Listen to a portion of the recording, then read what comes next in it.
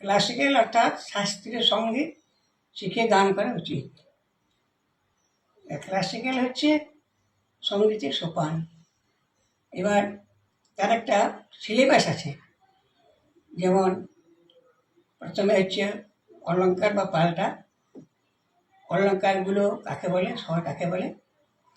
গানের প্রত্যক্ষ ক্রিয়াকে স্বর বলে, আর স্বরের অপর নাম হচ্ছে বর্ণ। বর্ণ নিয়মিত বর্ণসমূহকে অলঙ্কার বলে। এবার বিভিন্ন রাগের অলঙ্কার শেখানো যায়, তা বিভিন্ন রাগের অলঙ্কার অভ্যেস করতে হয়, তাহলে আর কোনো গানের অসুবিধা হয় না।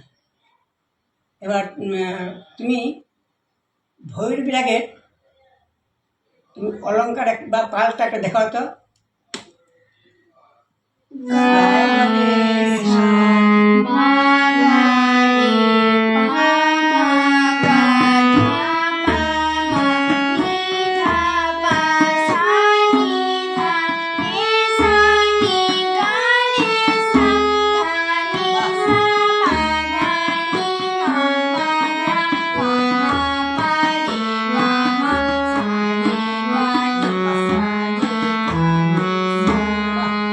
এটা তুমি কি রাগ গাইলে? কি রাগের মালিকা অলঙ্কার?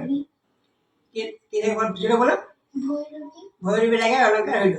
ভৈরবী রাগের পরিচয়টা কি? কি স্বর লাগে?